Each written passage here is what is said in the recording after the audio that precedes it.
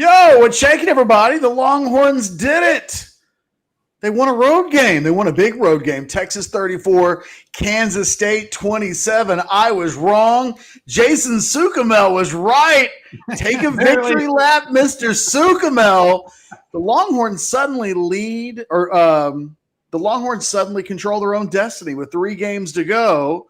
If they went out, they're playing in the Big 12 championship game, and it's kind of what you would ask for when the season starts. The Longhorns move their record up to 6-3. This show is brought to you by the Loewy law firm. If someone does something to you and you need to sue them to, get some cash, that's what Adam Loewy will do. He's been a proud sponsor of the Postgame show for quite a while here on Orangebloods, and we do appreciate him. But now it's time to talk about one of the biggest wins in the Steve Sarkisian era, a road win against a ranked team at night. It wasn't pretty all the time, Jason. Like, there's a lot of pretty elements to this. Bijan Robinson, Keandre Coburn with maybe the moment of his career with the sack and forced fumble to win the game. Jalen Ford is awesome. There's a lot of things that we'll talk about. Among them, the second half performance where, once again, the Longhorns kind of sputter. They have to hold on for dear life. The offense only gets 3 points in the final 30 minutes. But the bottom line is the thing that matters the most, and that's a happy Texas fan base that can feel good that its team went on the road and handled its business, ultimately. Yeah, like you said, one of the bigger wins. You could probably make a case, of course, the Oklahoma win this year was a dominating win, but one of the bigger wins for Sark at Texas. And there's a lot to nitpick. You hate to nitpick wins too much, but I kind of did in my post-game thoughts. I was writing it as the game was going on, and I had 20 things in there kind of picking the game apart and what's going on here and why can't they do this and why can't they score in the second half and Sark's got to change it. But then my last point was kind of what you said was, hey, you know what? They won the game. They're 6-3. They're in control their own destiny for a chance for the Big 12 championship game. That's all anybody's going to remember 2-3 days from now, a week from now, a month from now. But, there were some, like you said, there were some real positives in this game, but they still got to get some things figured out, man. That second half performance just leaves a lot to be desired. I was looking at it. He said they scored 3 points. I think they had, let me pull it up here. They had in the second half, 3 points, 114 yards of offense, 51 passing yards. I mean, that's unreal. I don't get it, man. It's like, and again, I don't want to focus too much on that. I know we'll talk about the second half. You're going too negative for a guy that not only did Texas win, but you called it. Stop being negative. At what point does Sark just look at this stuff and say, hey, man, whatever I've done in the past is not working. So whatever my instinct is right now, if we're up by 14 or in this game 21 points, I'm going to do the opposite. I'm going to come out, just spread the field, throw the ball around because whatever we're doing in the second half isn't working. But bottom line, Kitch, you said it. They got a huge win on the road, a game that not a lot of us thought Texas could get. I mean, in fact, I'll be honest. I picked Texas, but I did say if Martinez played, I probably would have picked K-State. So in a way, I actually was probably wrong. But hey, like Texas, it's a win for me in the win column. I'll have a check mark. So good win for Texas on the road, but they're going to have to play much better next week against a good TCU team. I think to me that this night is about Bijan Robinson. He ends up with, let me just double check the numbers here. I think it was 209 on 30 carries. Mm-hmm. That doesn't include the 34 yards that he had receiving. So we're talking about 243 yards of all-purpose offense. He has the 1 touchdown. He has a 68-yard run. Then inexplicably, he didn't score a touchdown on, and they didn't get 7 points on that drive. So Bijan, you got to be better. The offense really needed you to get 250 tonight. He was sensational. So sensational. It's become a bit of I find myself saying that you don't worry about the running back position too much as long as Steve Sarkisian is your coach, that they've got guys that if Cedric Baxter comes in, he has a chance to be a great one. And I think we like Jonathan Brooks and guys can come back and Jaden Blue, all of that. Bijan Robinson is a special player. And next year when he's gone, this team won't be as good on offense because of it. Now, maybe you make up the margins because Quinn Ewers gets better and the relationship with his receivers gets better. But the Texas running game next year will not be as good as it is this year. It can't be. Bijan Robinson is just so incredible. He has an ability, like all great running backs do, Jason, to take 3-yard losses and turn them into 4-yard runs. And they don't make the highlight shows, but they win games. They're the difference between winning and losing. It's the difference between the Texas offense didn't even have that many yards, as you mentioned, in the second half. What was it, 101 total yards of offense? It was a little more than that. 100. I closed that out, but second half offense, 114 of yards of total. Regardless, most of that it felt like was Bijan and Roschon doing. Roschon not having the big game tonight. It really was about Bijan, but he's just, for me, he's the best player in the country. If I had a Heisman Trophy vote, I know they have 3 losses. I know they're barely in the top 25, although they'll move up a little bit. Maybe they'll be close to the top 20 when the rankings come out tomorrow. I have not seen a better player in college football this year than Bijan Robinson. And I haven't had him ranked on my imaginary Heisman top of the list, right? I've Hendon Hooker and, there have been other guys, C.J. Stroud. I mean, some of the names are obvious. Even a guy like Blake Corum at Michigan, who the last time I checked had 100 yards and a couple of touchdowns tonight. Michigan's blowing out Rutgers. None of those guys are better players, better football players than Bijan Robinson. They may be on better teams with better records. He is a class above anybody I've seen in college football this season. And tonight was like a coronation night for him. It was in a head-to-head matchup against another tremendous back, and Deuce Vaughn. As good as Deuce was, he's not in Bijan Robinson's league, not in that class. And I've all year long been wondering, where does he fit on the totem pole for me? Is he on the Mount Rushmore of running backs? If it's Earl and it's Ricky and it's Cedric in the top 3 spots, it probably comes down to him or Jamal Charles in that 4th spot. After tonight, I'm 100% convinced, as incredible as Jamal Charles was, I think Bijan Robinson's a better college football player. This is his 7th straight 100-yard game. It is his 4th straight game of 130-plus yards rushing. He's just incredible. He is, and you hear Sark say all the time, he's even probably better off the field. I don't know, man. I would go Jamal Charles. That's so tough to say because I love Bijan so much, and he does everything so well. But, Texas today, I was just looking, they ran the ball in the second half when they really needed to. They only averaged 3 yards a carry. 21 carries for 63 yards. Some of that was those third down calls that Kansas State was selling out on. And I blame Sarkisian for a lot of what happened on offense there in the second half. Texas was getting good yardage on first, second down. They'd get into third and short, and he couldn't quite seem to figure out when he ran the ball on third down, he probably should have thrown it. When he threw it, we were asking, why aren't you running it? It wasn't working overall, but at the end of the day, they don't come close to winning this game without Bijan Robinson. Yeah, and you mentioned third downs. There was the one on the not the last drive when they took a knee, of course, but the one before that, it was third and short, and they were in the toss sweep, and Bijan gets dropped for a loss there. But, Bijan 30 for 209, he had the 68-yarder that I thought was blocked exceptionally well. I think any running back could have turned that into a big game. But you're right, some of Bijan's best runs are like the 4 and 5 yarders, where there's so much traffic around him, and he sees it, and he sets things up, and he makes guys miss in a small, confined area. Yeah, he had a 68-yarder.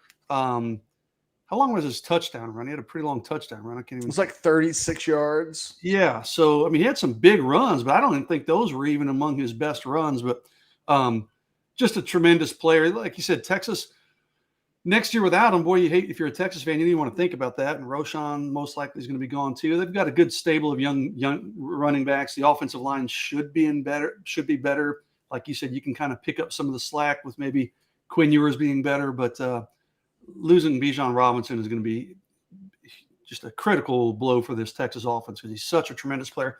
Every week, you just know you can count on him every week to be productive and kind of be there when you need him. So tremendous game for him, 209 yards. What they say was it 216, I think was his career high? Is that what it was?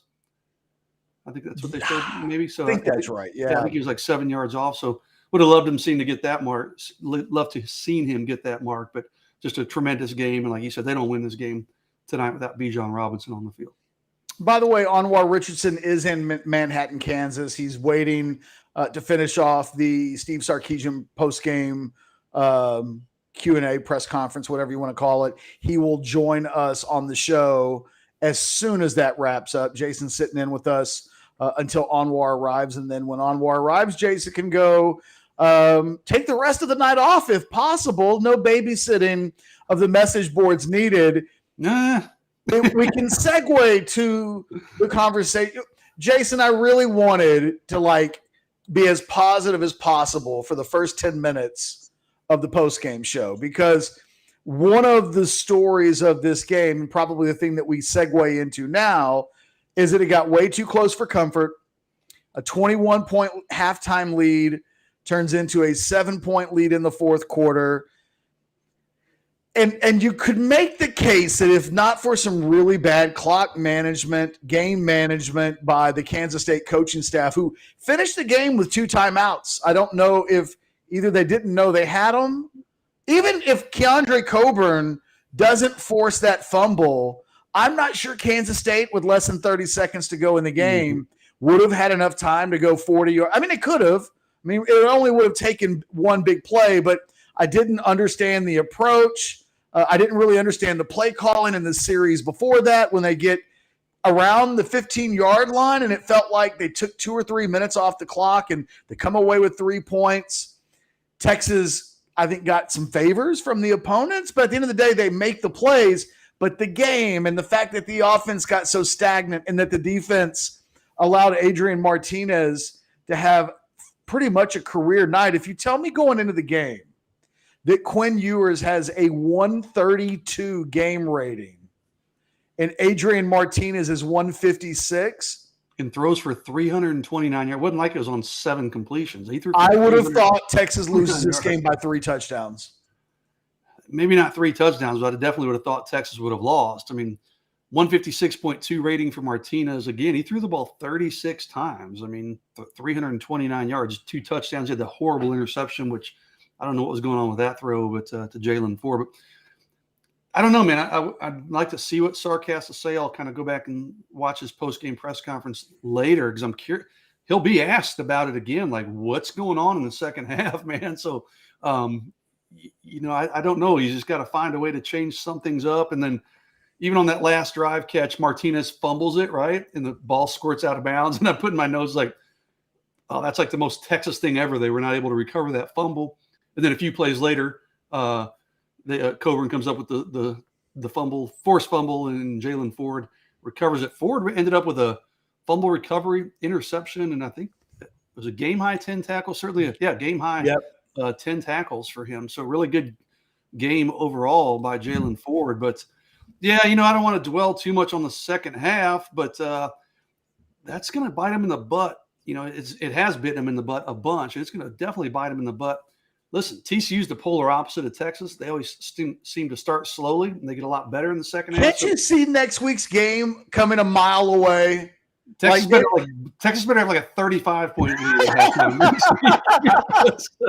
lead. These two teams are just complete opposites in how they play from the first half to the second half. But I don't know, man. I mean, I'm curious to hear your take. What do you think? Sark just gets too conservative? Is it just a matter of execution? Is it just dumb luck? I mean, what is it about? It's the same thing. He is. I've watched a lot of postseason baseball, obviously, with my Phillies in the World Series, and someone on Orangebloods told me today that if there was a Game 7, I had a ticket, and apparently a pretty good ticket, and we don't have to. Looks like we may not have to worry about that. So Astros lead 4-1, top of the 8th, and at this point, the Astros are the better team. They've out executed the Phillies, whatever, but. We've seen very little pitching go beyond the 5th inning. That you get into the second or third time through the lineup, or into the third time into the lineup, and they've seen your pitches. They know everything that you've got, and it stops working. And Steve Sarkisian is one of these starting pitchers that is sensational through 4 or 5 innings, and then inexplicably, it's like base hit, home run, walk, and suddenly. But why? It's That's not been his MO in his career. Why is it this It's year? been his MO for his 2 seasons in Austin. Texas, yeah. And I can't say that I paid a hell of a lot of close attention. What he did at Alabama doesn't matter. I mean, he's playing with first-round draft picks everywhere. Mm-hmm. And he's playing with a head coach. The other thing is he's got to manage the team in addition to be the offensive coordinator, and that's different than anything that he's done when he's at Alabama or even in the NFL.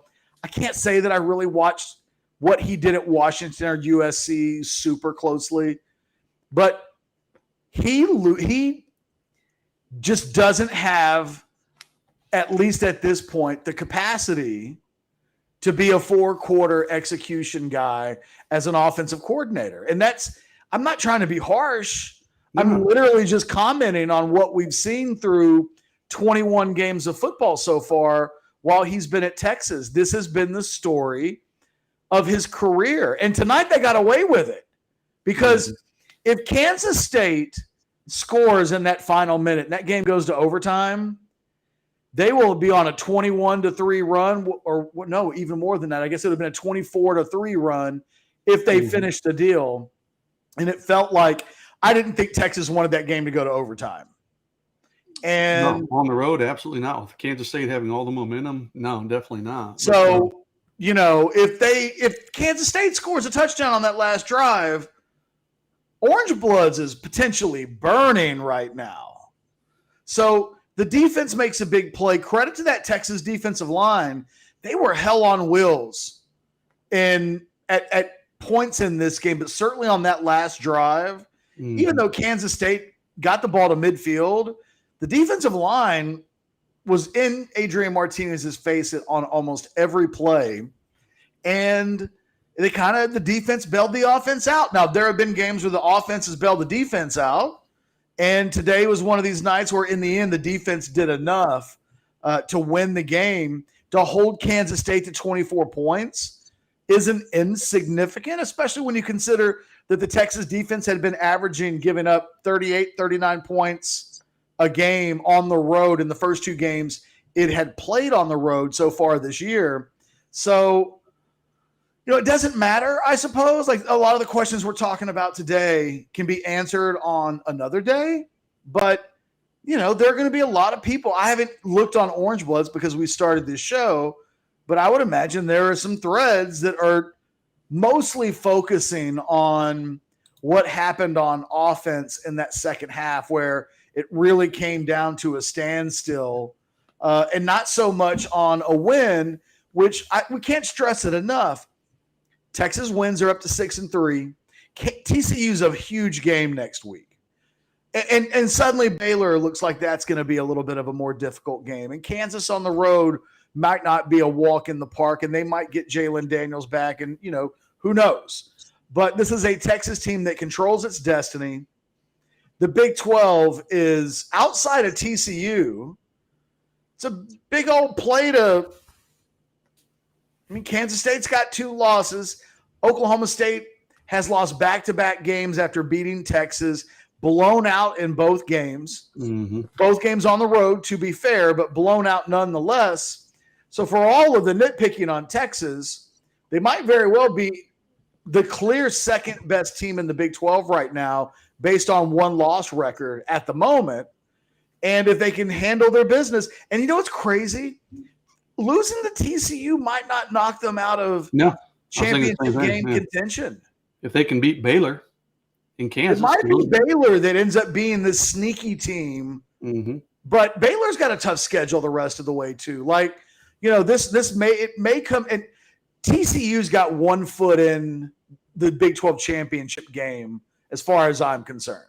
I mean, TCU, I don't think TCU's they're undefeated. I get it. They're going to be pushing towards the top 5 in the country potentially this week. But I don't know that TCU's that much better than the rest of the conference. I mean, TCU, they're not. No, they found themselves in Oklahoma State, Texas Tech today. Texas Tech had them on the ropes late, and then TCU kind of exploded. That's a very beatable TCU team. I think if Texas plays well, and I think I will at this. I've been saying it all week. I thought they would lose to Kansas State. I thought they would beat TCU. Texas is such a different team at home than they are on the road. I expect Texas to jump on TCU early next week. Sark is so good. I mean, it was one of the notes in my instant analysis piece that I posted. First 3 drives, 21 points. I thought he was brilliant early. I put it like some of the play calls, the throwback to Bijan, just some misdirection stuff. Like they were great in the first half against Oklahoma State, first quarter against Oklahoma State. I expect Texas to be up 17-0, 21-0, 21-7. Texas is going to score points early next week. TCU will adjust. Every team on the Texas schedule, for the most part, has adjusted. And TCU's been a team that starts slow, right? They started slow against Oklahoma State, down by double digits, came racing back, wins the game, started slow against Kansas State, kind of started slow, losing in the third quarter at home to Texas Tech today. It'll be interesting to see if Quentin Johnston plays. Just having him on the field makes that offense different. And not having him on the field today, I thought Max Duggan looked mortal today. But I expect that this game, I expect next week to look a hell of a lot like this weekend's game. Texas is going to go up early, and it's a matter of execution, poise in the second half. And Sarkisian and this coaching staff they've got to be better. And, I think I come away wanting to give Kwiatkowski more credit than he will probably get, because Kansas State did get their starting quarterback back, and they held Kansas State to 24 points. And if you'd have told any of us all week long that Kansas State only scores 24 points, 27 catch, or 27, excuse me, we would have snapped your hand off and said, absolutely. 27 points, that's absolutely doable. And Texas probably wins the game if you can hold them to 27. Had they knocked in that last touchdown and it gets to 34, suddenly the margin of error that you've got as a Texas defense becomes minimal at that point. And clearly they would have gone into overtime had that. You think Kansas State would have gone to overtime or gone for the 2-point conversion? Yeah, it's a good question. They're at home. I think they go to overtime. I do too. You're at home and you've got the momentum. I think they probably would have, but I don't know. It's a good question. Anyway, I'm glad we don't have to find out. Blake wants us to knock out some of these super chat questions before Onward gets here. Probably not a terrible idea. Blake, I can't do it. I have no control over the chat tonight. Throw them up there and we'll knock them out.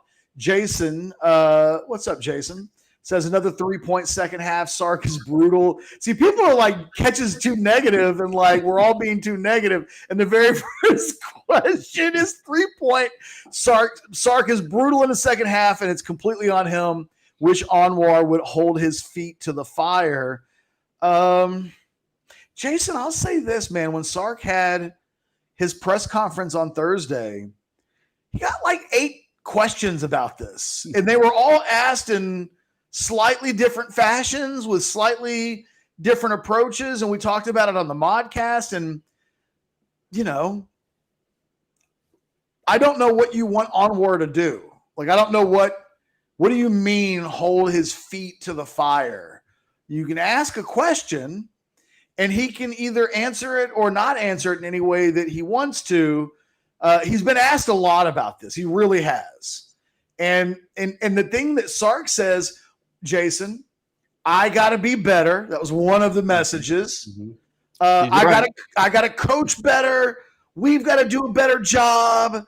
They didn't tonight. So he mentioned a lot like the game flow or just the feel of the game. Well, dude, at what point do you have to understand that 2 scores is not, or even tonight, 3 scores really was not nearly enough. I mean, you cannot change your philosophy if you're Steve Sarkisian. If you're in the third quarter and you're up by 14 or 17 or 21 points, I mean, Sark says, oh, it's kind of how your defense is playing. No, baloney. All right, that needs to go out the window at this point. You need to just be as aggressive as all get out and call it like it's the first drive. Man, if you need to script plays in the third quarter like you do to begin the game, whatever you need to do, I don't know. But, I mean, I thought today he went a little too conservative in the second half. I'd like to – I know they only threw for 50-something yards. How many passes? Let's see. In the second half, Texas was 5 of 9 passing the ball. So they threw the ball 9 times in the second half. Which means 22 in the first half. So, I get it, man. You're playing with a lead. You're going to run the ball. You're going to try to work clock. But he's got to get more creative and be a little bit more aggressive. If that means, maybe throw the ball, maybe some little throwbacks to Bijan, the little jet toss sweep. We finally saw one of those to Keelan Robinson catch. You commented like you and I have been calling for those all game. Every week. He's got to find some way to be more creative and still be conservative in terms of like you want to keep that clock running, but be a little bit more creative in your play calling and a little bit more aggressive. Yeah, I think that, again, I don't know what it is. I see like Eric Torres says, come on, catch. Hell no. I'm not quite sure what that's even with regards to. Maybe that's like a really old message. I'm not sure. I don't know. Everybody will circle back, and we'll ask Anwar when he gets here. I'm sure Sark was asked about it in the postgame. I just don't know what Sark is going to say that he hasn't already said. And I don't know, I think what people want, like the media to do, is ask a question where they tell Sark, you suck. Yeah.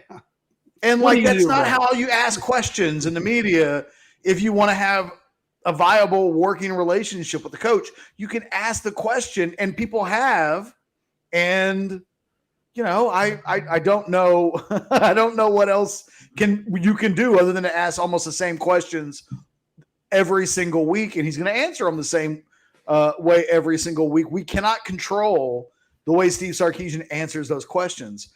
Eric says, raise a drink, boys. A win is a win. I hate the rush 3, drop 8 late in the fourth. Fire PK. Eric, this isn't the night to fire PK. I'm not saying fire PK, but I do agree they were just playing soft zone. And listen, it worked. They got the turnover, but if they didn't get the turnover, I don't know how that game might have turned out. So Adrian, they let Adrian Martinez throw for 300 yards. Mm-hmm. I think he's so terrible that as a passer, like he's a good football player and he's a threat running the football. Traditionally, he's so bad throwing the ball. I don't hate the rush 3, drop 8 against Adrian Martinez. I would not do that against Max Duggan next week. See, I would disagree. I put in my notes, and I get it because he might make a mistake with 8 defenders dropping back. But my thinking is put some pressure on him. He's going to make a mistake. Adrian Martinez is going to make a mistake if you. PK's terrified of the quarter when they play a quarterback that can run. They're terrified of the run threat, and they blitz less, and they really try to rush with 3 or 4, and they didn't get him down to the ground really well tonight. Like I don't know, they finished with 3 sacks. I think they could have had 6. At one point, Byron Murphy literally bull rushed right into him and couldn't get him down to the ground.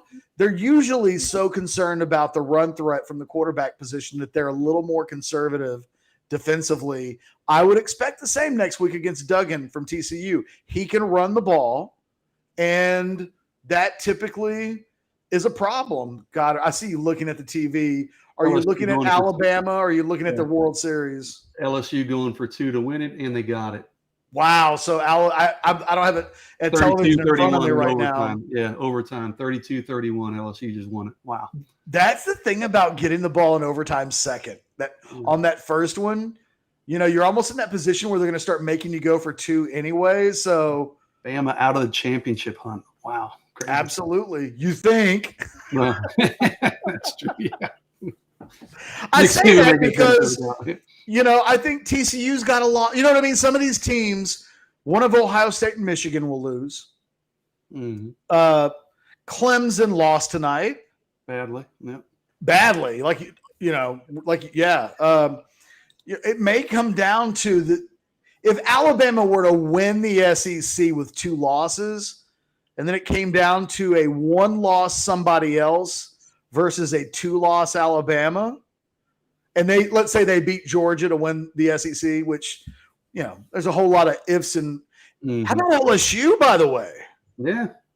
They were 10th, and they may suddenly be in a position where, how about Brian Kelly and those Tigers laugh away, but he's a great coach, and he's doing what great coaches do. Like, he shows up, takes what he has at LSU, he beats Alabama in year 1, and suddenly they look like a dangerous team, and I wonder where they'll be ranked next week in the playoff top 10. They were 10th this week with Alabama losing, Clemson losing. They're not that far away from being in that kind of territory, although they may have to beat Georgia themselves to avoid having 2 losses and being in a position where they can't make it. Tom G says it's not all on Sark. First 4 drives of the second half either had a turnover or a pre-snap penalty. There was a lot of pre-snap penalties. He's right about that. Both teams. By the way, I thought that the officials were consistently terrible for both teams when it came to holding calls and things like that. Like, I watched they let pretty much anything go. And then they call that defensive holding. You're like, what are you guys like? You guys haven't called a damn thing all game, and then you're going to call that play on. And there were a couple of. This was a game where, we've seen Texas get hit with like 15 penalties, and the Oklahoma State game was literally 2 weeks ago where Oklahoma State doesn't have any called on them. I thought tonight was a night where Texas actually caught a few breaks at times from the officials. Surprisingly, there were 16 penalties in this game. I don't quite like most of them probably were, like Tom said, pre-snap penalties, but there weren't a lot of you have to call those when the offensive tackle moves, right? But there weren't a lot of, like you said, just kind of in-play penalties that I remember a lot. Anwar Richardson is ready to join us live from Manhattan, Kansas. He's got his hat. He's dressed to kill. You look sharp, Mr. Richardson. Welcome. Thank you. I'm also in the athletic director's box as well. So, You better talk nice. No, Chris Delcani and all the crew is gone. So, Catch knows it's always a mad scramble for me to find a place to talk. So this is where I end up stealing his spot. So you guys can see how good they live when they come on the road, man. It's not too bad. It's a pretty good life. Looks like you're in the office right now. Like, I just see the door behind you and some posters on the wall. No, they've got behind me. I wish if I move anything, I'm going to move. I'll never be able to connect. Don't take any chances. But not that goes. But yeah, they've got a little kitchen and stuff back there. It's like a studio apartment right now. Hey, Anwar, before we do anything else, we've had people in the chat who are like, God damn it, have Anwar or somebody drill Sarkisian into the ground about this second half thing and 3 points tonight. And, it was the topic on Thursday. And I've tried to explain to them that Sarkisian's been asked about this. And this is how he's kind of answered it. I have to imagine that even in the win tonight, he had to have been asked about, hey, kind of happened again tonight. Your thoughts. What did Sark ask tonight, presumably, if asked about the second half in general? I mean, he was asked about it. I mean, only 3 points, obviously, in the second half. So that did come up. That was, top of a conversation. And he said, one, stating the obvious, that's an area that he has to get better at. He also kind of said, for one of the reasons why he was a little conservative in the second half was because, he kept emphasizing that K-State is a team that is known to be able to get turnovers and known to get interceptions. I think he said that at least twice. Their starting corner was out for the whole game, Sark. I don't know if you noticed. So he was worried. He was concerned about turning the ball over, and so because of that, he was definitely concerned about it. He also brought up the penalties, the false start penalties. He said, one of the other things is that we seems like we didn't have any of those in the first half.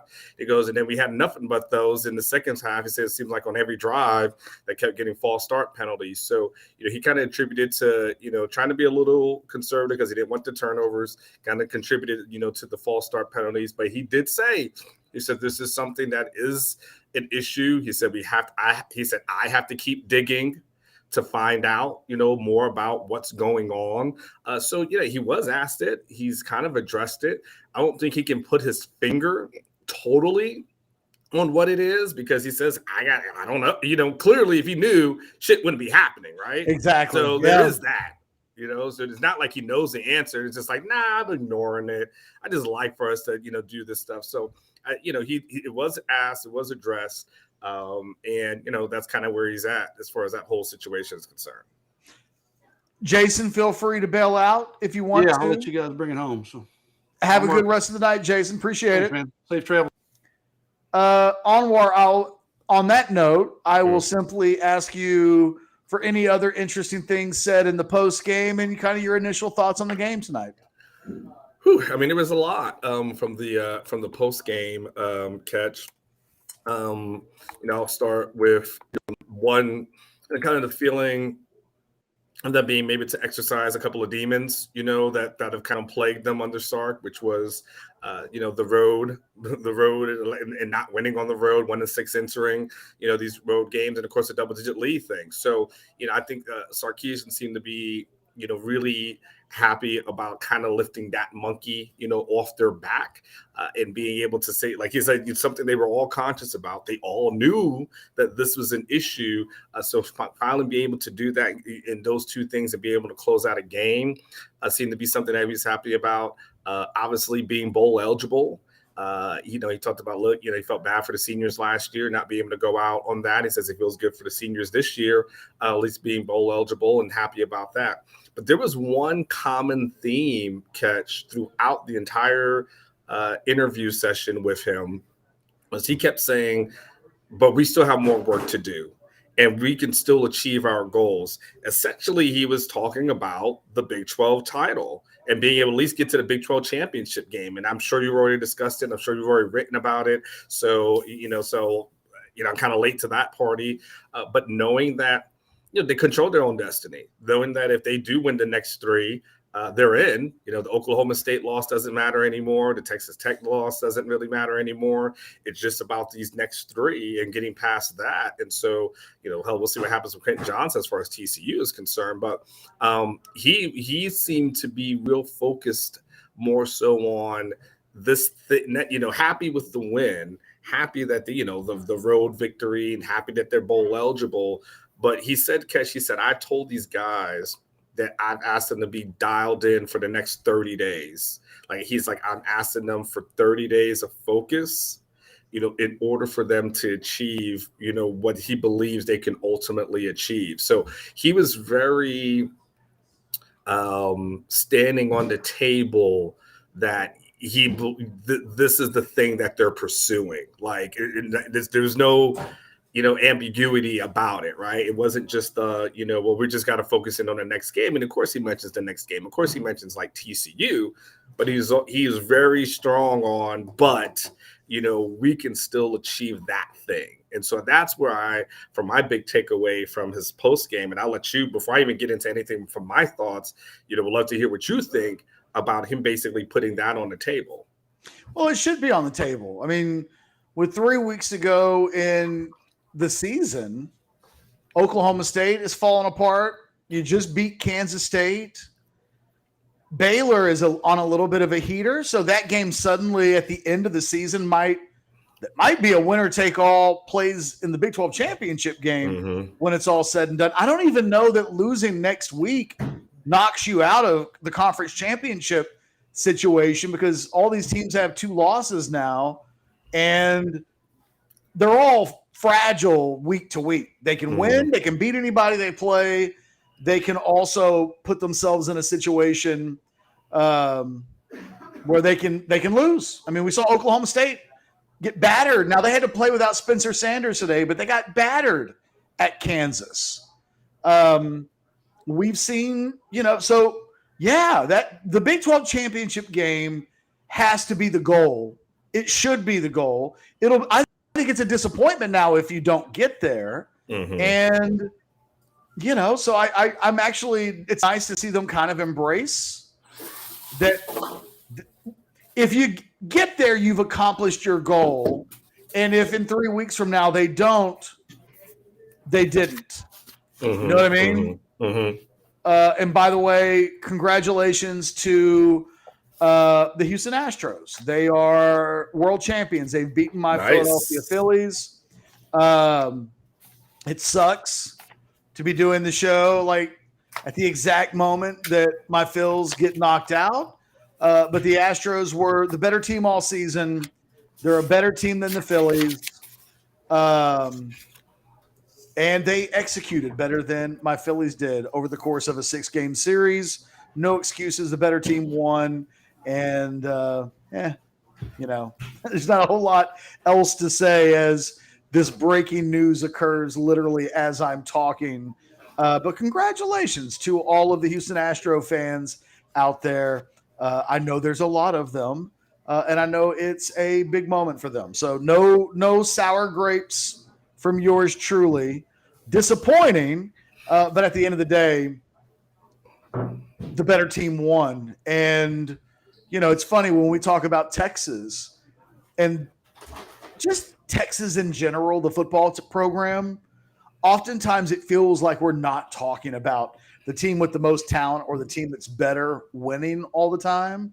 Like I felt like I watched Texas play K-State tonight, and I was like, Texas is better than Kansas State. They got better players. And it still turned into a game where they had to hold on for dear life. They needed congratulations to Keandre Coburn, former Orangebloods NIL athlete. He made back-to-back big plays, but he makes the big play at the end to get the sack, force the fumble. And, I don't know that it should not have gotten that close. If I was a K-State fan, I would really be on tilt right now. I thought the game management was horrible. I thought the final 6 minutes of that game, I thought the Kansas State coaches executed it in every way horribly. It was one of the worst in-game managements that I have seen. I mean, clock management are horrible. Just awful. Everything. If Steve Sarkisian had managed the game in the final 6 minutes, the way that Kansas State did, we wouldn't even be able to do a post-game show right now. Onward would be all hands on deck. Like Orangebloods would be burning. And yet Texas makes some plays. My dogs are barging in here into the office. You may see a German Shepherd join the show here in a second, or you may hear my dogs fight. I don't know what the hell's going on. Hey, hold on a sec. Hey, honey, come get the dogs. Sometimes live shows, you just got to do what you got to do.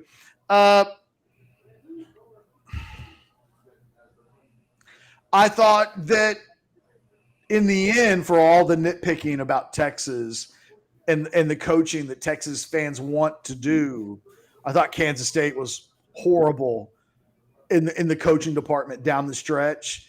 They inexplicably leave the game with 2 timeouts in their hip pocket. I don't know. I said this earlier on where I don't know even if Coburn doesn't force the fumble that ultimately wins the game. I don't even know if it matters. Kansas State at that point had played themselves into a situation where there were going to be less than 29, 28, 27 seconds. And I don't know that they left themselves even enough time to finish the job. So, they were running the clock down in crucial moments in the last minute. Like they were, for a team that was playing from behind. They didn't act like a team that was playing from behind. They act like they had the lead. Like it made zero sense. It looked like they didn't know they had 2 timeouts. No. It looked like they didn't understand that, you know what, maybe you should hurry up and hike the damn ball because you're running out of time. And yes, at that, and especially when Martinez is just giving the ball away, like, man, calm him down, like time out, call a good play. I think Kansas State fans go to bed tonight wondering what this game looks like if Will Howard starts the game. Oh yeah. But he didn't. It doesn't matter. I mean, ultimately, Texas wins the game. But boy, like it was so bad, I was getting angry at Kansas State. Like I want Texas to win because it's good for business. But I hate watching bad coaching. And it's like, what are you doing? And their runs with Deuce were so just unpredictable. I mean, Texas had peeped that out a while ago, and they just kept running, these plays that were not yielding anything for them. But speaking of, one of the things that Sarkisian did say, it was what they talked about Pete K, and said like, hey, Pete was very aggressive with his play calling at the end. He felt like they can get to the quarterback. And that was kind of the goal was for Pete, was like he felt like they can affect Martinez. And he was right. I mean, he was absolutely right. Like he was trying to touch him up, and he did, and they got to him to the point where we had to give the ball away at the end. The catch was like 3 times he put the ball on the ground, something to that effect, at least 2. I might be forgetting one, but he felt like this would help, and lo and behold, they were definitely affecting Martinez and. Forcing him out the pocket. Some of those throws that he did make, were just, crazy last thing. What was that one completion that was just like a duck of a throw? I was just like, how the hell did that even happen? But, props to Pete K for, being aggressive at the end and really trying to put the game away. I'm looking in the chat. Will Butler says that I want Texas to win because it's good for business, but I want them to lose because it makes him giddy. I swear to God, Anwar, it's like they don't understand that when Texas loses, our job and our life sucks at times. That it's not fun. That bye week sucked. Can you if they had lost, it'd be 5-4, and that jackass thinks I would be giddy, and it's like nobody wants to watch the YouTube videos. Everybody on Orangebloods is burning. I'm staying up till 4 a.m. tonight to try to calm people down because people at that point are losing their minds. Will, be smarter. With all due respect, use your brain. You're not right now. You're coming across as an idiot. I mentioned it earlier, Anwar. Bijan, you and I haven't talked about it yet. What a performance. What a player. Everybody needs to appreciate that, because if you take Bijan Robinson off of the team tonight, Texas loses this game. Like, I think they're better than Kansas State as a team, but if you take the best player who's responsible for 240-plus all-purpose yards, you take him out. I mean, I like Roshan. He's not Bijan. Bijan Robinson is one of the 4 or 5 best running backs in the history of the Texas football program. And I have not seen a college football player on any team this season, anywhere, at any position, that I think is a better football player than Bijan Robinson. There are guys that are on better teams, right? You can look at a guy like Blake Corum at Michigan, they're undefeated. You can look at a guy like, C.J. Stroud or until today, Hendon Hooker, and you can say, if the award's supposed to go to the best player on the best team, then that's not him.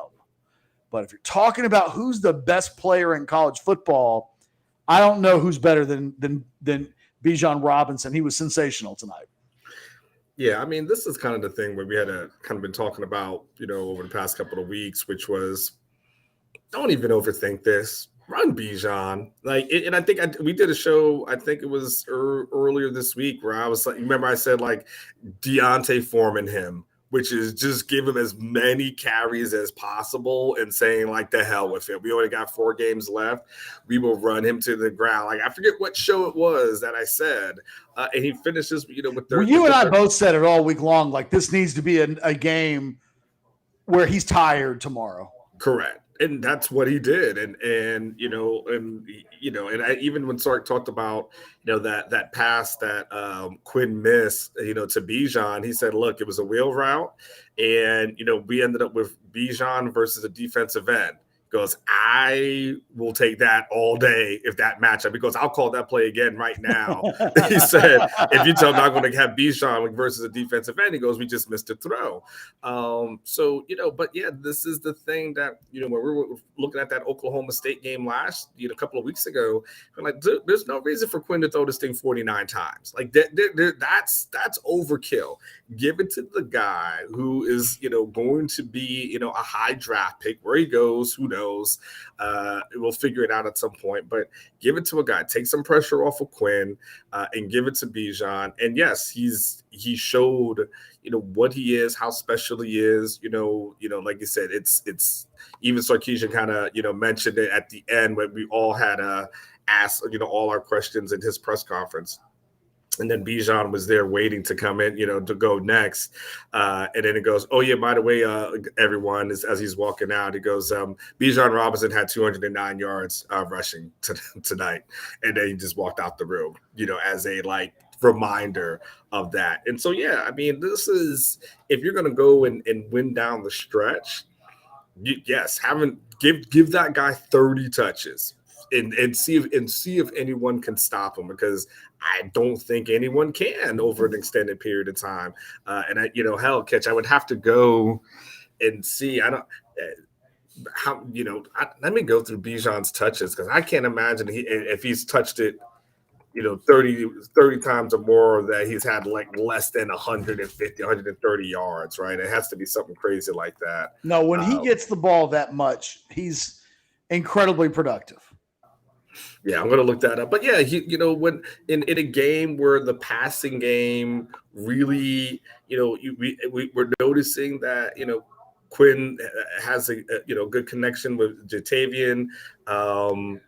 There's still some work to do on the long ball as relates to Xavier Worthy, but Xavier's still catching touchdown passes. One of the things that Sarkisian pointed out at the end of it, he's like, I wish we can get the ball to him more, is what he said about getting the ball to Xavier. But he goes, hey, but he turned to John Bianco and John verified something. He said Xavier has played in 21 games and he has 21 touchdowns in 21 games.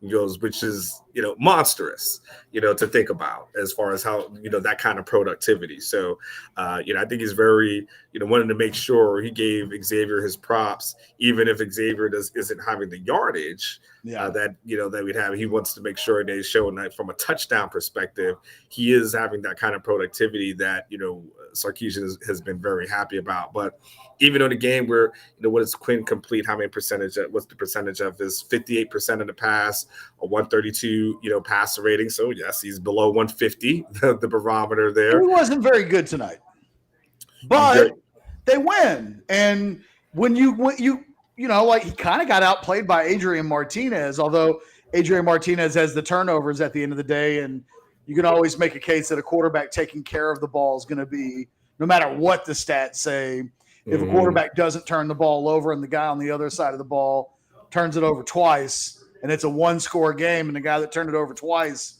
lost, those count. Yeah. They're important. Correct. But, here's what you're happy about with Quinn tonight. He beat a ranked team on the road. That, even though he wasn't great tonight, you just put an investment into the piggy bank for the future. Right now, the next time he goes on the road, he's won on the road. He's won in prime time on the road. He's beaten a ranked team on the road. Now, he may not have to do that again the rest of the season, but you know what? They open up with or they play Alabama on the road next year. And, like, you're better suited now. You've invested into the future of the 2023 Longhorns. You're better off already next season because he survived and succeeded enough in this game to be able to call it a success. And these are the baby steps that Quinn Ewers takes. And next week, and all of these games the rest of the season, whether they get to the Big 12 championship game or not, is a continued investment and a buildup for the future of your program. And so tonight's a success for a lot of reasons. Well, yeah, I would definitely say so. And, to add into that, Catch, he also got his ass kicked tonight too, because he took some hits. I mean, so you talk about learning from that too, is being able to get up from some serious hits. Like they were tagging him the way he was releasing that ball. And there was, I forget if there was one time I'm looking down at the field. There was one time where he got tagged, and I was like, ooh, somewhere around like the 15-yard line, 20, somewhere in there. I thought to myself, uh-oh. He was slow to get up, but he got back to the sidelines, and he was fine. He kind of shook it off. So being able to shake that stuff off, those things will definitely, help him. I also thought that Sarkisian did a good job of trying to help him out as well. Is again not asking him to do a lot of crazy things. There was a couple of times where I'd said, "Yeah, come on, dude, you don't need a deep ball. Like, don't even do that." But from an overall perspective, just trying to make sure that, hey, he doesn't make a ton of mistakes. I thought he did a really good job. Like I said, now, I think reality is kind of setting in. Okay, this is a young quarterback. He's going to have some growing to do. He's not a number one overall pick yet, right? So, you got to give that, you're going to have to give that one time to grow and develop. And then once putting him in positions to succeed, to grow some confidence and continue to have success, that's what's important, especially, when you're talking about these games down the stretch. I think my biggest critique of Quinn right now, and when we're done here, I want to give super praise to another Texas player. So that's on deck in the event that people think we're focusing too much on the negative. Quinn's just not a good thrower of the deep ball yet, and it'll come. Takes time. Been saying all year long, like that oftentimes is the last thing that comes for a quarterback. That it's not about arm strength. It's about timing, and that's just been an area of his game that just hasn't completely come off this season. They throw the ball deep a lot. And so, I'm fascinated that they don't always game plan to maybe take that out of the offense a little more. Maybe throw some shorter passes to Xavier Worthy. Maybe, I don't know. As I'm critiquing the passing offense, I think he's really good in the short and intermediate, not as good deep. And sometimes it seems like they throw it deep little too much, and it's not coming off enough to completely justify it from my perspective. But again, that's neither here nor there. We're talking about a young quarterback that ultimately led his team to a road win against a ranked team in primetime tonight, and that's more than enough. Can I give an attaboy to Kelvin Banks? Sure. On Thursday when we did the modcast, we watched Alex watch film of Kansas State's Big Felix, and his jaw was dropping. He was making enough faces just watching that dude play that I found myself wanting to just watch Alex watch film of really good players. That dude had no impact tonight. None. Yeah. I can't remember that dude making I see in the stats that he made 5 tackles. Let me go back and look at that again, what his actual numbers were. Big Felix, where was it? 6 tackles, 3 solo. He didn't have no sacks. I didn't see him get close to the quarterback. He didn't get nothing on Kelvin Banks. And I found myself in the game thinking to myself, should Kelvin Banks be an All-American? Not a freshman All-American, an actual All-American. Maybe that's too much, but it can't be far away. Because that dude has now played 3 first-round draft pick level players this season, and he ain't give up shit to none of them. And he's a true freshman. He's a true freshman. He's played against Will Anderson, and he pretty much kept Will Anderson off the stat sheet. He's played against Tyree Wilson, the kid from Texas Tech. Mm-hmm. That dude didn't get anything off of him in that game. And then today he plays against Big Felix, who's a guy all we heard about all week long was what a test that guy was going to be.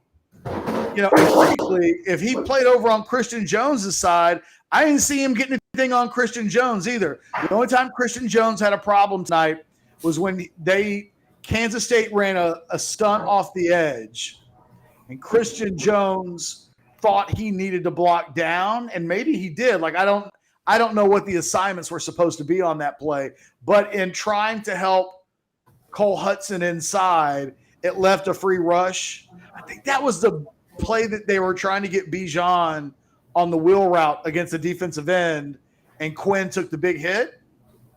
But other than that play, the tackles were flawless, but I can't say enough about Kelvin Banks. Like, how many more tests does that guy have to pass before freshman All-American status is not nearly enough? Okay, rant over.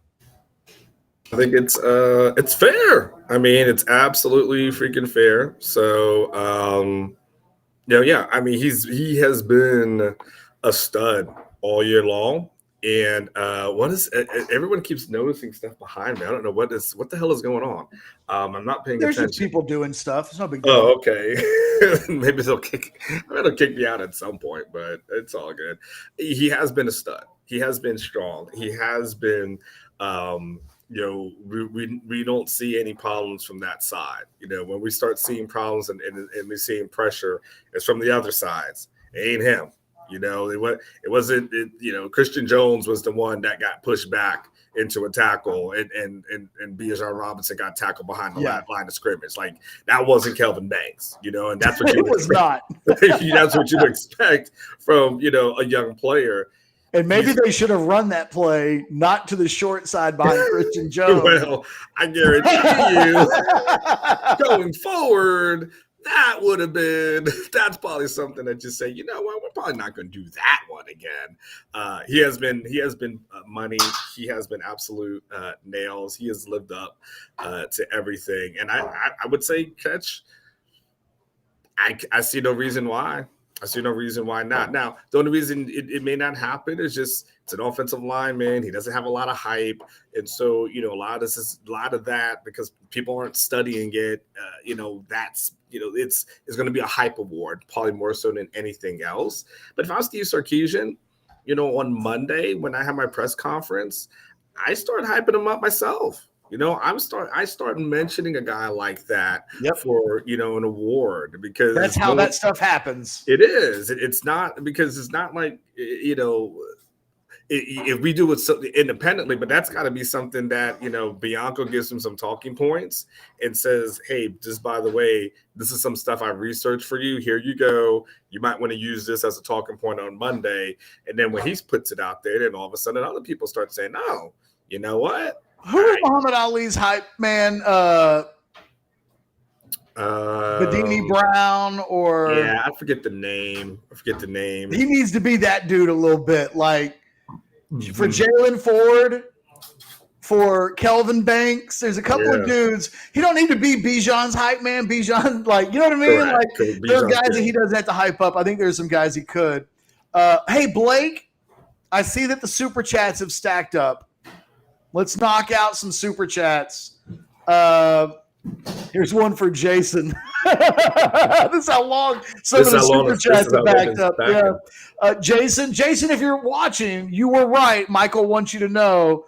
So everyone is the nitpick. Second halves are killing us. Just hoping that first half points put us far enough ahead. Anticipating another abysmal second half. We talked about that, Anwar. You can see what's going to happen in the TCU game a mile away. Oh, yeah. Texas is going to score. TCU's horrible in the first quarter. Texas is great. So Texas is going to jump out to it. It's going to be like tonight. And it'll be Texas takes an early lead. TCU comes storming back. Can Texas hold on? Can Texas fix some of these second half issues? But you can see next week coming a mile away. What else you got, Blake? What the hell was that 3rd and 2 call pitching to Bijan at the end? I know we won, but Sark's second half play calling is disastrous from the overweight lover.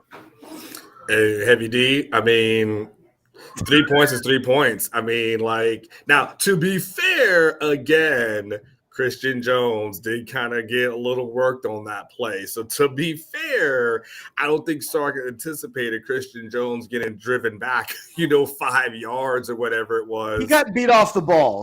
So to be fair to Sark, he probably doesn't anticipate that portion to happen. However, from an overall Heavy D, I will definitely say you are. I will have to agree with you. Not disastrous, but it needs to be improved. Jesse Wyatt says, I was so pissed and frustrated being up 21 at the half because I knew it wasn't going to be nearly enough in the second half. I think they grew up tonight. Anwar, it was funny to watch every Texas fan on Twitter basically say the same thing, which is where they should have been happy, because that was maybe the best half of football that Texas has played under Steve Sarkisian, considering on the road, all of that, everybody was like, I know what's coming. And it came, and in the end, they survived. Yeah, I mean, one of the tweets I put out there is like Longhorn PTSD has been activated, and that's kind of, again, it's kind of Texas has got a 21-point lead, whatever it is, going into in the third quarter. You just said, all right, well, this thing's going to get chipped down. Let's see if they can hold on. But you already know what time. When they got up by 21, I said, oh, okay, so it's time for a Kansas State comeback. And sure enough, they start chipping down on the lead. Chris says, I'm glad the Horns got the win, but my goodness, these second half meltdowns are a joke. There's a theme on War, FYI. Yes, it seems like in the super chat. No one agrees with me again, but Sark needs to let one of his assistants call the plays. No, I don't agree with you either, Chris, so that he could manage the game. Yeah, I don't agree with that, but you know what I do think, Catch? I think in the evaluation process, Sark has got to make sure that whether it's eyes in the sky, sideline, someone I think has got to be helping him out. And I think there's probably a need for better eyes in the sky for him to really communicate that it's something going on the headset. There's something that's not going on the headset that's not helping him out in real time. I think he's got to have better eyes in the sky. I know that Kansas State's head coach needs better eyes in the sky. Yeah. I'm telling you, man. Wow. We don't need to beat that dead mule up any more than we already have, but as people are kind of nitpicking Sark tonight, I can't help but thinking to myself, he ain't really as bad as the offense or inconsistently as the offense played. I come away from the game looking at the other side of the field at Kansas State's coach, wondering about them. Jason, who's been in the super chat, says, okay, Jason,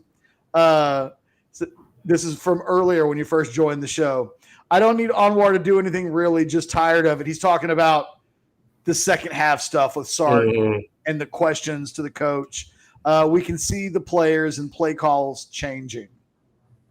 I mean, nobody's disputing, Jason, that this is a thing. Correct. The only thing that I was trying to express is the media is not letting anybody down. Like, it's not as if the media is not asking about this. And I mentioned it earlier in the show on War. Like on Thursday, he got asked like between 5 and 8 questions, and they were all worded slightly different. You had one, and you know, he had a variety of answers, and most of them centered around him saying, I have to do better. So on a night when it happens again, the answer doesn't change. And I don't know what else there is to like say or do beyond that with regards to like trying to pin Sark down on more of an in-depth answer. It feels like he's answered it in-depth. And the answer is he's got to do a better job. And like, if it doesn't happen tonight, it feels like we already know the answer. Yeah, I mean, I think the answer is he doesn't know. Like, that's the answer. Like, that's the answer. Like, if he knew, again, he would do it. So it's not like he has the answer and he's not doing it. The answer is he doesn't freaking know. If he knew, this team wouldn't be now 2-6 on the road. And by the way, as great of a victory as this is and how awesome as this is, and this is cool, and it's a great moment, it's still we're averaging 1 road victory a year. Yeah. Put it in freaking perspective for a second. Like, that still has to improve. Like, this is good to have, but if you lose against Kansas in 2 weeks, this is still the norm. And so that still has to get better. And your road schedule gets more difficult next year because you've got to play TCU on the road, Baylor on the road, Alabama on the road. You get Oklahoma at a neutral field site. You get Iowa State on the road. Like, you know, it is. Next year, it all flips around a little bit. And anyway, this question is making me laugh. Moderate this says, can someone ask Sark what Longhorn fans should expect to see in the second half of the TCU game? The forward-looking version that's specific does feel a bit different, in my opinion. I mean, we know the script. We just don't know the ending. That's it. You remember those books, the choose your own ending books? Like we know like how this thing is going. It's just what is the ending going to look like? It's like a Mad Lib. Yeah, but it's like an improv. Matt A says, "Why do we always run to the worst side of the line on critical downs?" Matt, point taken. I don't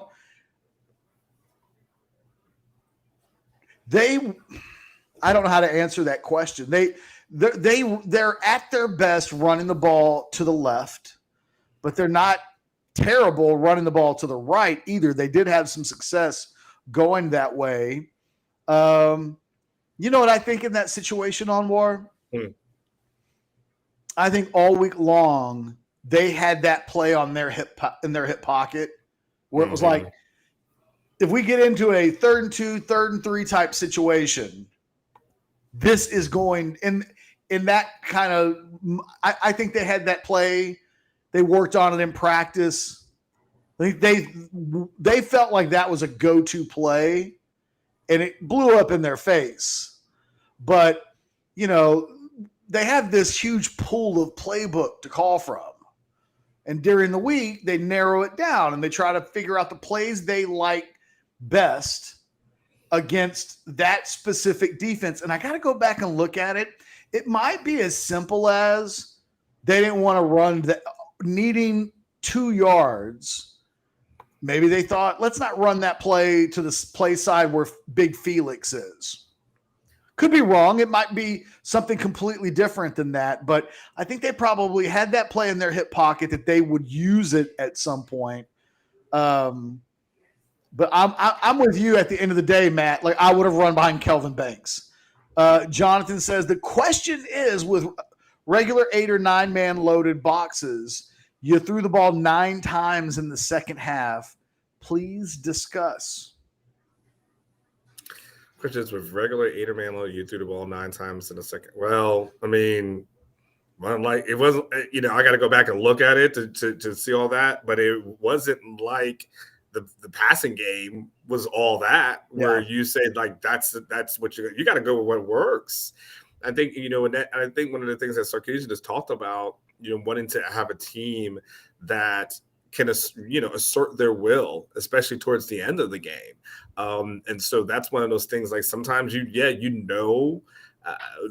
they may know what's coming, but can they stop Bijan? Like, and we saw that they couldn't. So at that point, you can either force this passing game, which is, okay, but it's not spectacular, or you can do it what works. And, and that's what was overall what was working. I mean, Ketchup, it's kind of freaky, but Roshan with a fumble, what does that game look like if that doesn't happen, right? Like the ground game was working. I mean, of course, Xavier had a fumble as well. The Worthy fumble changed the game more than any other play in the game. Yes, 100%. Because then they scored right after that. So it was a 31 to just. If everybody's in watching the show right now remembers, for some perspective, because I do think the players. There have been some times I haven't thought player execution was more prominent than the coaching itself. Oklahoma State, kind of an example, but it's 31-10, and the defense forced Kansas State gets the ball first in the second half.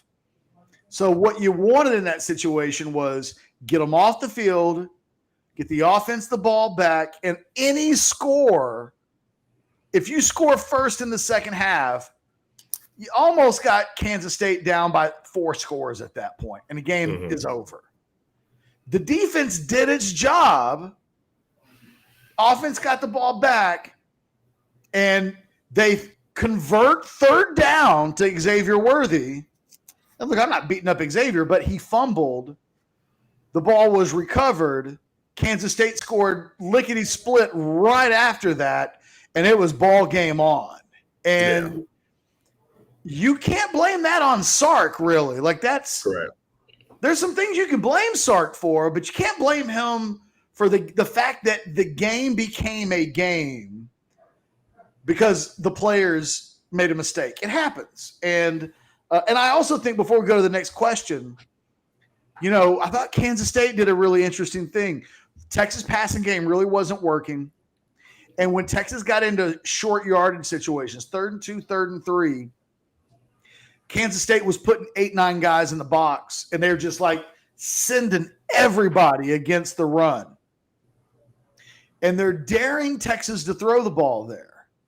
So the question then philosophically becomes, if we all knew in advance that's what they're going to do, we say all week Bijan's your best player.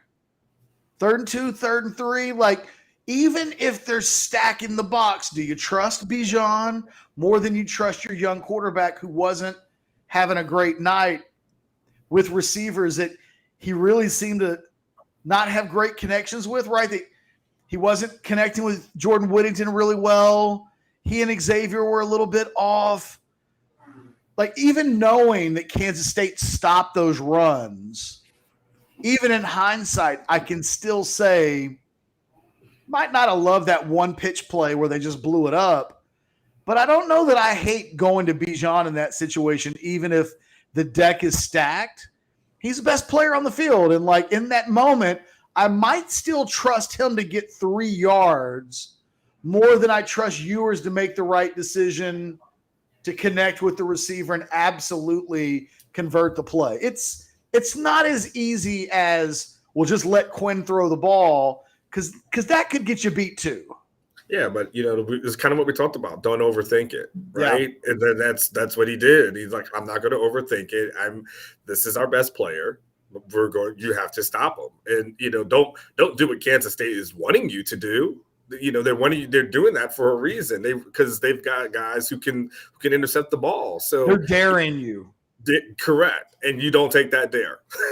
And Sark mentioned it. He was a little worried about ball control, and the word punting in that situation wasn't the worst thing that they could do. It only, in retrospect, looked bad because Kansas State went down the field a couple times and scored touchdowns to make it. The other thing is, next year, Quinn Ewers is a totally different player. Sure. And so next year, if it's 3rd and 2 and you're putting 8-9 men in the box, that's at the moment when, in Quinn Ewers' evolution as a player, I think you start to trust, all right, we're going to get 7 on this play because we got Jordan. You're giving me one-on-one with Xavier at that point. And at some point in the future, when teams try to do that against Texas, and look, they want to have Bijan next year, but maybe by the end of this season, you even can start to feel that way. There will be a point when he will trust Quinn Ewers to be like, all right, forget about what we called. You can check out of that when you see that defensive front and go after it with whatever matchup we like the best. Tonight, he clearly wanted to lean on Bijan. And of all the things to nitpick Sarkisian over, that one I don't think is the one. Like, I'm okay with it, and I think you are too. Actually, had 3 interceptions. Yeah. And look, and here's the other thing. We talked this week. Kansas State came into this game having intercepted more passes than allowed touchdown passes. Mm-hmm. They didn't get Quinn tonight. A guy who threw. They have been a defense that gets dudes. A guy who had 3 interceptions in the previous game. Yeah. Jay Lee says one day we start playing. No, I'm sorry. It seems like there might be a delay here, so I think that's what's going on. That's okay. You're okay. You're okay. It may be a delay for you, but we're hearing you. You're coming across fine. Okay. Jay Lee says one day we start playing offense in the second half, we'll be a pretty good team. Baby steps, Jay. Take that W. Yes. Enjoy it. Take some victory drinks. Yes. Take some victory puffs from Rogue. Enjoy the win. You're not wrong, but baby steps. Hell yeah. Catch. I'm happy that we'll actually be doing a post-game bowl show in sometime in December. Like, you talk about baby steps. I'm happy for that. Like, goodness gracious. And we don't have to spend the last 3 weeks talking about getting the seniors to a bowl. They've done that. They've definitely done that. Now we can talk about the fun shit, which is competing for a Big 12 title. So I'm okay with these baby steps. Jagma says, can't wait to see Alex's thoughts on the line play after he fell in love with that K-State defensive lineman on the live stream. I'm with you. I have a feeling it's going to be a Kelvin Banks love fest. But yes, absolutely. And by the way, if you ever want to trigger Alex during a show, call him out. Because he will stop whatever is doing and whatever is going on. It'd be like, look at this dipshit over here. Like, he will stop whatever he's doing because he's reading those comments. You ever just want to throw him off the rails? Just say, like, Alex, with your false predictions or this and that. And he will start cursing for 2.5 minutes, and Catch and I will just stand there and laugh the whole time. It is pretty funny. Tom G says, "What's up, on War? I told you to believe, brother. Drink that Kool-Aid again. Wednesday night is going to be a blast." Tom G. So Tom, let me say this. Tom was trying to give me some optimism on Wednesday, and I was not trying to hear it. Didn't want to hear nothing he had to say about some optimism. Now, Tom, I'm going to now if we're going to keep it real, it wasn't pretty, but we're at a point where we don't get wins or wins. So I don't give. Who cares if it's an ugly one? You take it, you roll out of here. So Tom, to the victor goes the spoils. You were absolutely correct. Can't wait to see you and talk to you on Wednesday night. Of course, tonight as well. Rodolfo says Dallas doesn't even let his kids eat candy. That's funny.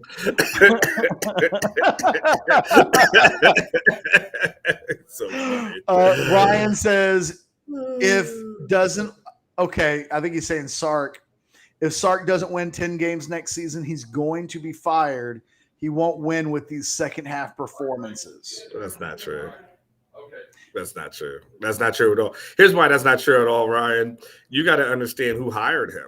You know, the people who hired him are the people who are invested in his success. They're not going to fire him after an 8-win season or a 9-win, something to that effect. He will have I'm talking about a long rope. So no, don't even. There's no hot seat conversation to be had tomorrow next week if he doesn't do 10 wins. Like, not at all. You know, the other thing, Anwar, I'm reminded of a couple of years ago when they made the Sark hire, and it was about this time in the season when I feel like some names were being thrown out there. They were like being tested, right? So it was like James Franklin or it was after Urban fell apart. Yeah, it was actually before that, but they were like, testing out the dude at Oregon. Oh yeah, Cristobal. And it was, and then those dudes kept losing games. Yes. If Sark, let's say Sark was winless this season, for the sake of what would have to happen for the people that you just were talking about to be like, we're firing him. We're going to admit we made a mistake. I don't know who's out there. Like, this is not. If there are not obvious hires, when Tom Herman was hired in 2016 after Charlie flaked out, like, it was obvious, right? Like, that's go get him before LSU gets him. That was the line of thinking. Yeah. But the landscape in college football right now is I don't know who would you go get? I don't know that it's completely obvious. Brian Kelly just got plucked from Notre Dame to go to LSU. And he would have been one of those guys that was like, go get a sure thing. There just aren't a lot of sure things. Lincoln Riley just took a job at USC. You're not getting Saban. You're not getting Dabo. You're not getting Kirby. Are you getting rid of Sark to go get Josh Heupel? You know what I mean? Like, I don't. And here's the thing, Catch. Do you want to take a risk like and screw up like A&M did with the Jimbo hire? And do you want to invest that much money into somebody and then be wrong? Like right now they've got a deal right now. When you look at Sark's salary compared to some of these other people, like that's a hell of a deal for them. It's true. I don't know who the obvious guy would be to go get if you needed to get somebody this year. And I only wanted to make the point where I got one though. If next year you're in the same position, it's still kind of unclear. You're going to go get Deion Sanders? Like, is there a guarantee on the box out there that's available? And I don't know that. I would say maybe Kiffin. Kiffin might be the only Kiffin could be a guarantee on the box to me. True, but I think his personality better than Sarkisian. Yeah, he ain't playing for an SEC championship this year. I just watched him get beat by 25 a couple of weeks ago on the. I like Lane. Don't get me, and believe me, Lane Kiffin would be a hell of a lot of fun to cover as a media guy, but. To me, I don't know that he's a guarantee. He's a guarantee on the box to a certain extent, but he's kind of Steve Sarkisian-ish. So I don't know. MJ Allen 77 says Sark doesn't trust Ewers late, but he will need to in the second half to beat TCU next week. Texas will need to lean on the run game to win next week. Well, you just kind of said two different things there, MJ. Like, on one hand, you said he needs to next week, but then you also said he'll need to lean on the run game. Maybe both of those things need to happen next week on WAR for them to beat TCU. Yeah, I mean, look, at the end of the day, you got to do what you do best, right? And so, if you as a team, look, it's only 3 games. So there's only 3 games left in this season. Like they ain't a whole lot of runway. So at that point, you do what you do best, and you run Bijan and you see what they do. And again, if TCU doesn't have Quentin Johnson as the receiver, they become a very beatable team to me. Jamie says, I agree with Ketch. He's incredibly handsome and incredibly brilliant about Banks being. Oh wait, I'm sorry. My eyes. Yeah, no, that was a different post. Jamie says, I agree with Ketch about Banks being an All-American. In my opinion, he's on the same talent level as Bijan. Mm-hmm. And I don't know that I disagree with that. And I think there's an argument that Bijan is the best running back to come through Texas. Yes, I said that. Jamie, I wildly disagree with you. I literally, Anwar, said earlier in the show that I think that Bijan's better than Jamal Charles at the same stages of I don't know if he's going to be better than Jamal as an NFL player, mean, Jamal's in the NFL Hall of Very Good. He ain't gonna go to the Hall of Fame. He's probably 3 seasons away from what if he had 3 more seasons like his best seasons. Jamal Charles probably enough. If I'm not mistaken, Jamal Charles ends his career with the highest yards per carry of any running back that's ever played in the NFL. Bijan's not better than Ricky Williams. I'll give you Cedric Benson. I'll give you Jamal Charles. I can't speak on Earl Campbell because I'm too young for that. But I watched Ricky Williams in person every game of his career. I am not, and I will. He's just not better than Ricky. Anwar, Ricky Williams as a college player, it was like watching God in cleats, man. First of all, that dude might get the ball 40 times a game, and the defense knows it's coming, and he's still going to run for 300 on you. It just different animal, like just a different dude, man. Just I can't go that far. Sorry, dude. Can I, Blake? Like, have you not noticed that David Rodriguez has been having a smart ass comment about me like every 2 minutes? Like that's what he's been doing in the chat. Like every 2 minutes, he's had some smart ass something. Like, take his shit off the screen for me, please. Well, then you wear take the shit off. Then I don't need it. I don't. He can waste his $10. I don't need to see that shit. It's true. Your $10 does not buy you access to like clown. Yeah. Michael says, what is the issue with the deep passing game? Ewers just overthrowing wide receivers, not running through the routes or something else.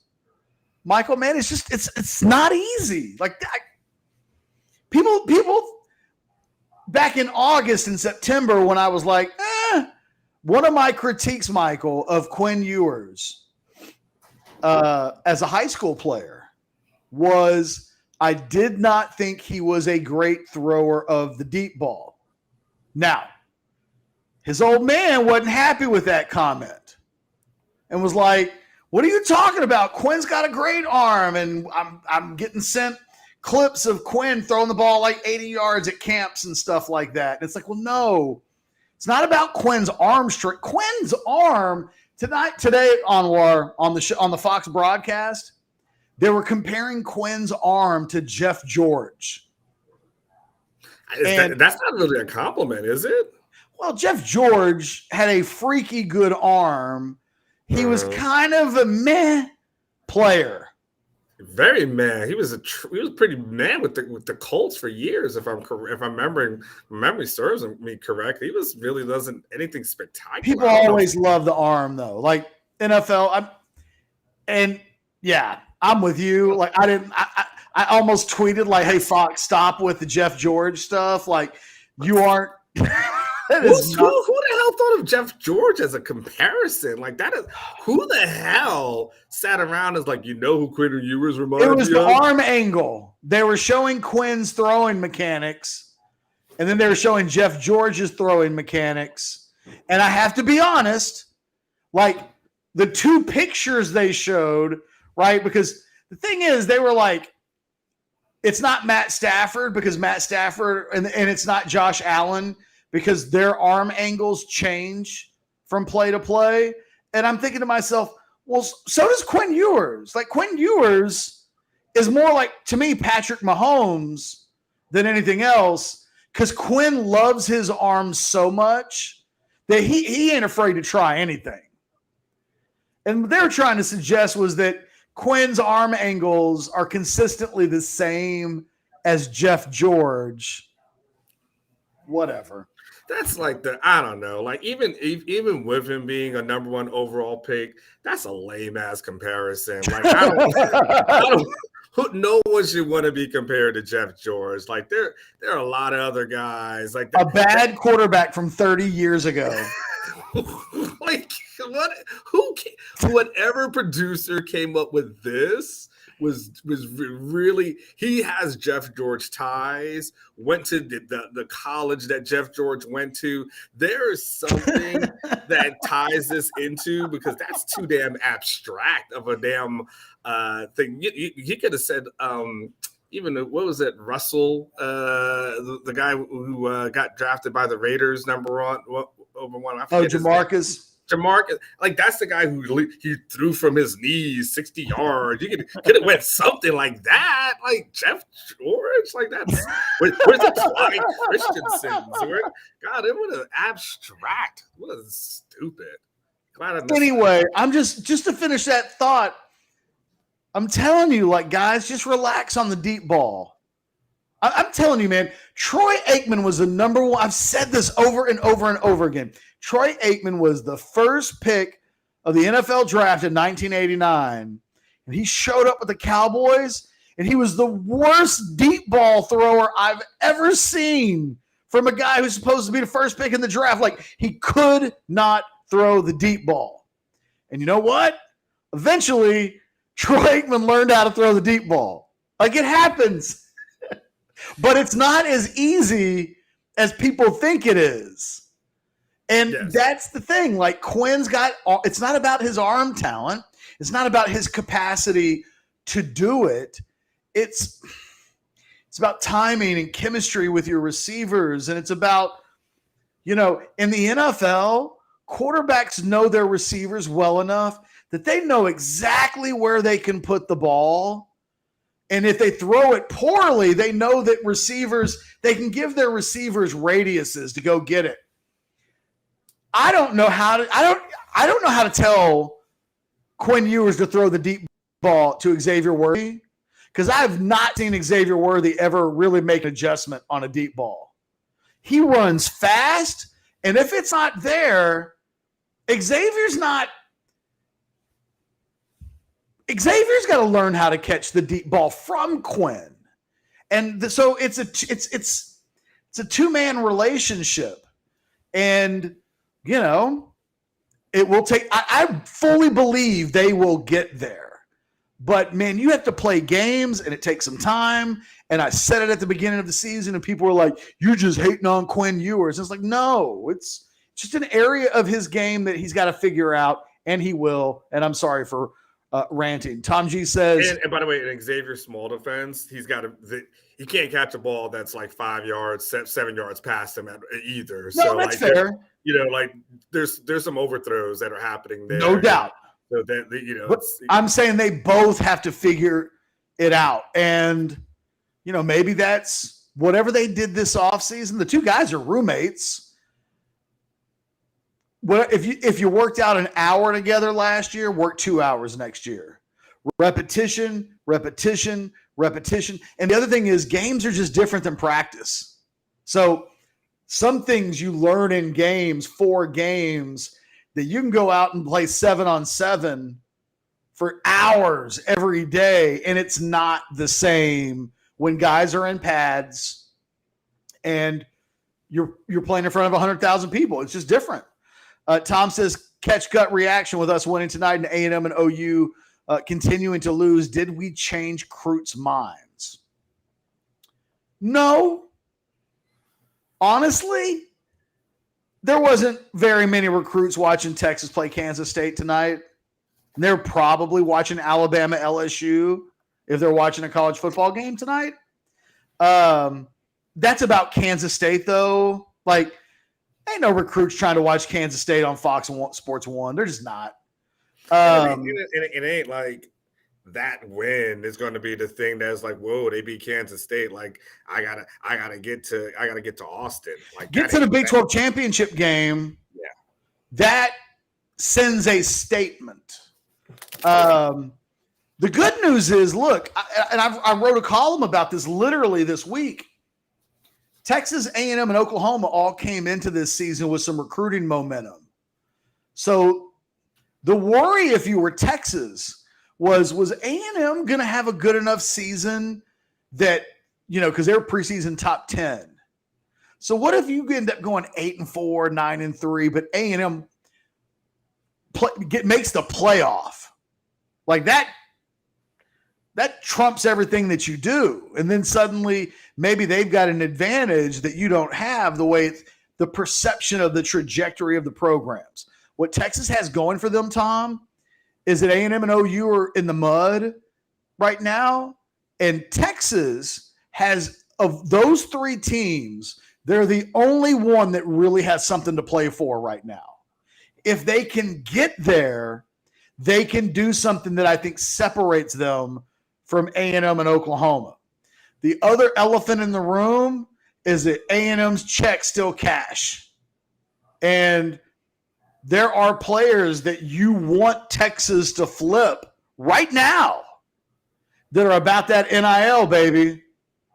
And they were about that NIL when they made their decisions. And one of the things that Texas has to do is convince some of these guys. A&M is telling these guys, you're going to get paid immediately. And ain't nobody stopping A&M from making that happen. Texas is telling guys, get to campus and we will get you set up with NIL deals. And those are two wildly different things. One thing is, I can get paid today or tomorrow or very soon. And the other one is, it's November and you want me to wait till next September? Yeah. So from a team and program standpoint, Texas is, I think, in an advantageous position versus those two programs right now. You know what also helps too, Catch? What's that? Signing day this year. It's December 21st. Because December 1st ends up being on a Thursday, and now it has to be the third week, obviously, of the month. December 21st. So that really gives Texas a lot of time, especially if you're talking about if they make the Big 12 championship game. That gives them a lot of time in December to really flip some decisions, sway some minds. Certain guys get hired, fired, move along, whatever the case may be. Like having a late signing day, especially since Texas might be surging late potentially, I think that's also a benefit recruiting-wise. The other thing is, if guys enroll early, it changes the dynamics of when they can start making money through NIL. Mm-hmm. So if you're a late guy, right, then it's November and you got to wait till you enroll in classes before Texas can really start getting you set up on NIL stuff. By the way, I think we're 5 days away from Texas announcing, or Texas NIL announcing, a new initiative that I think you guys are going to be really excited about. Stay tuned. We might even be in a position to break that. I don't know. It's one of those things where I don't want to be too pushy, but the people I'm telling that I talk to have been telling me that look out on Thursday for an NIL announcement. Did you just break it? Well, no, because I haven't given any details. I wrote about it in the war room. Okay. So I'm just saying that what I kind of said in the war room, which is just stay tuned. There's going to be a new NIL initiative. It's days away from what I'm hearing. And I think it'll be the next big thing from an NIL. It's been a long time since the Pancake Factory was announced. Oh, gosh. There hasn't really been a lot since then. So this will be, I think, something that will be much grander than that concept. Mm-hmm. And I think it's something that Texas fans have been waiting for in terms of how it will operate. Anything else? CJ says Hugh Freeze. No, they're not. Mm-hmm. That ain't happening. But I appreciate the thought. Eric says Sark gets a signature win next week and beats TCU next Saturday night and ruins the Frogs' playoff chances. Bet the mortgage next week. I love it because Eric is legitimately, he's a little bit of a high roller. I don't know what dollar amount he's talking about or what his mortgage payment looks like. But he does tend to seem to like to put some money where his mouth is. And he's saying, get your popcorn ready. Eric, I've always thought Texas would beat TCU at home. I didn't think they would beat Kansas State on the road. I'm with you.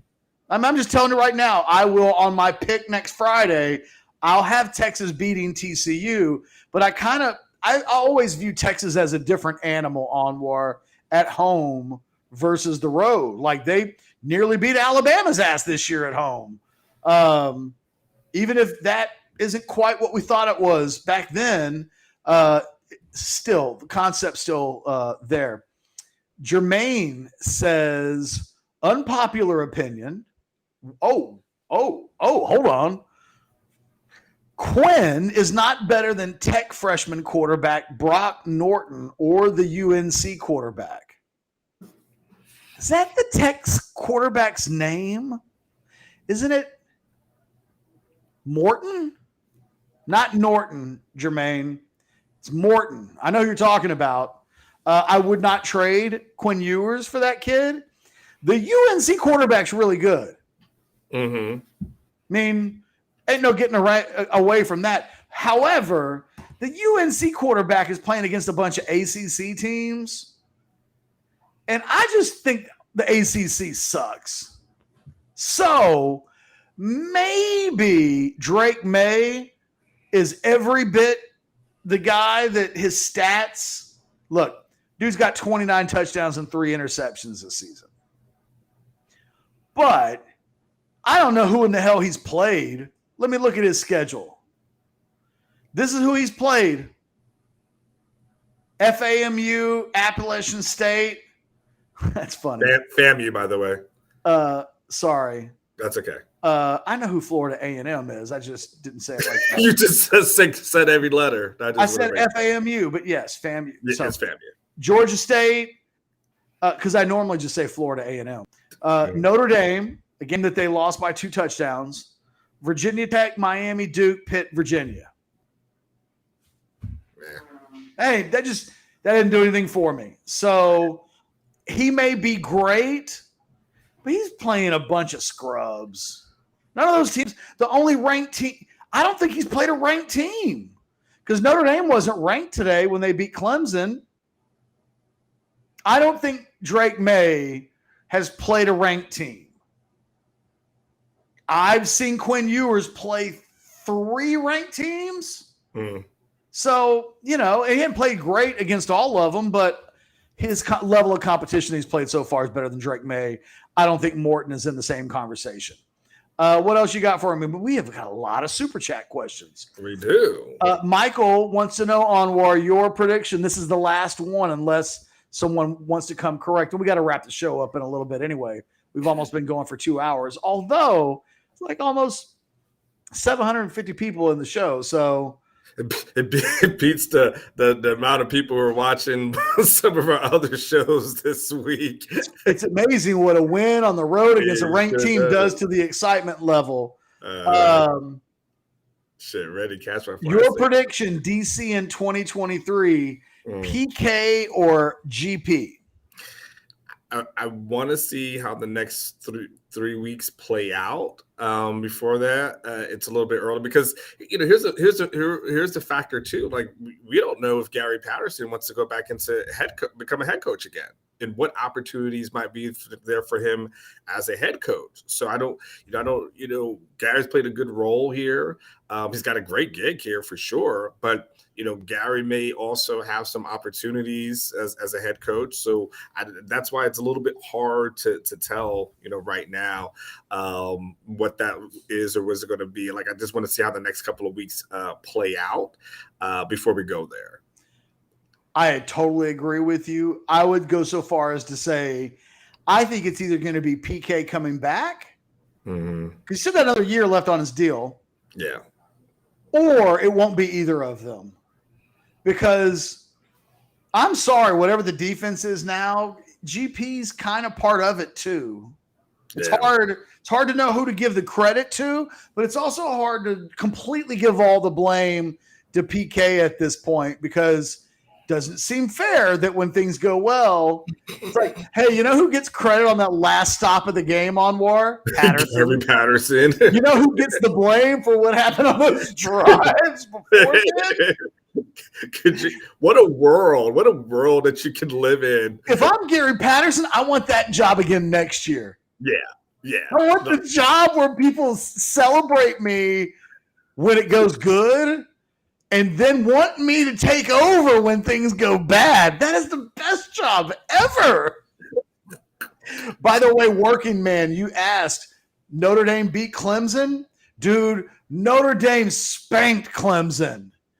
35-14. You know what? You know what that means? You know what that means? This is kind of a TCU thing. It is really, we know when that CFP stuff came out this past week, it was some real biases in there, and it's all based off of what people did in the past, the Clemsons or Bamas of the world, and this and that. And like at this point, look, and I know we'll get into all Texas TCU, but I'm just talking about where we stand right now.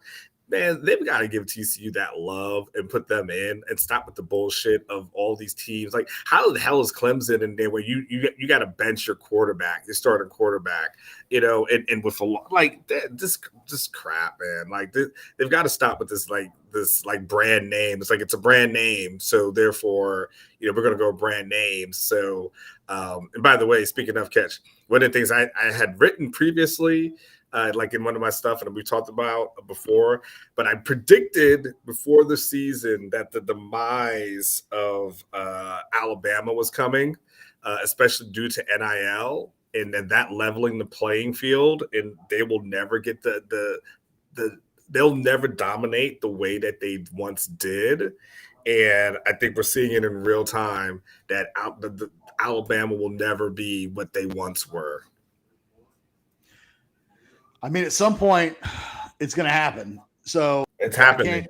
I'm not even arguing with you. In the event that you were looking for me to argue. No. Shit, I'm trying to stay before the season started that this would be Saban's last season. No, and then people were like, "You're crazy," and then I realized, okay, that might be crazy, but I feel like Saban's at the point in his life that at the end of every season, he'll reevaluate whether he wants to do it again. In no way. Remember when he was, bitching about Jimbo and NIL and this and that. That's when we knew this shit was starting to get to him, and he realized he was losing the grip and the power that he once had over college football. And look, and what the evidence that you need to shouldn't is Ruben Owens. Like Ruben Owens has showed, like, okay, you may have A&Ms or Texases that have collectives, but then you're going to have other programs that say, you know what, we're just going to pool our money together and put money on one guy, and we'll snatch a 5-star from you even when we've had a bad record. So that's where he knows it's over. And the state of Alabama ain't producing any more millionaires in order for them to be competitive in NIL. Like, that's just not going to happen. They can't produce enough millionaires to keep it going. So this is the beginning of the end. He also will lose his quarterback after the season, who'll be a first-round draft pick. How many new quarterbacks does Nick Saban at his age want to be breaking in? Mm-hmm. Now, maybe – because of the portal, maybe you can talk a Drake May from going to, you know what I mean? Maybe you can get that guy to go from North Carolina to Alabama. It's possible, but it's also possible that they got to kind of deal with who they have. And I don't know that they've got the sure thing waiting in the wings. Quite frankly, the way that Texas does. They don't have Arch Manning. Mm-hmm. They don't have Quinn Ewers. I love Jalen Milroe. But I don't know that Jalen Milroe's leading the team to an undefeated season next season. Maybe. I mean, I can't completely dismiss it, but at least at this point, he's not that kind of player. And I don't know. I know this. Number 4, Clemson, and number 6, Alabama lost. Number 5, Michigan, is going to become number 4, Michigan. And the team coming to Austin, Texas next weekend is going to be ranked number 5 in the country in the playoff. So what a game. TCU ain't got a trip about the Big 12 championship game. They're going to be there. Mm-hmm. They have a 2-game lead on everybody. Matter of fact, I was literally looking at the standings real quick. Let's just talk this out real quick about the Big 12, and then we'll wrap it up. So you got TCU at 6-0. Yep. Texas is 4-2. Baylor is 4-2. Kansas State is 4-2. Kansas is 3-3. Oklahoma State is 3-3. So as things currently stand, you've got 5 teams, second place and sixth place are separated by a game. Let's just talk about the schedules real quick. Starting with Baylor. Baylor has K-State at home next week. Then they get TCU at home. Then they're on the road at Texas. It's a really tough schedule. Yeah. But it's a Baylor team that's won 3 in a row. Granted, against Kansas, Texas Tech, and Oklahoma, although 2 of those 3 games are on the road, and they're scoring a lot of points right now. In their last 4 games, Baylor has scored 40, 35, 45, and 38. So they're coming around from the days of scoring 20 against BYU and 25 against Oklahoma State. But I can't see Baylor running the table. Can you? It's a tough schedule. No, it's even what happened here with K-State. I mean, I still think, that TCU and Texas is going to be really hard for them. Yeah, absolutely. There's 1 or 2 in there, I would say. Kansas State is at Baylor, at West Virginia, home against Kansas. They could win all 3 of those games, but I think they're going to go 2-1. I think they lose the Baylor one. Yeah, so I think both Baylor and Kansas State, to me, look like teams that are going to finish with 3 losses. Mm-hmm. If we look at – let's just look at Oklahoma State for a second. They're home against Iowa State, and we don't know what they've got with their – they've lost 3 of their last 4 games. Home against Iowa State, at Oklahoma, and then home against West Virginia. They don't look like a good team right now. But they could win all 3 of those games. And they could lose all 3. Absolutely. I mean, their losses have all been on the road. They lost at TCU by 3. They lost at Kansas State by 48. And they got drilled at Kansas today. Only 1 more road game left, and that is at Oklahoma, a team that has been spanked a couple of times at home.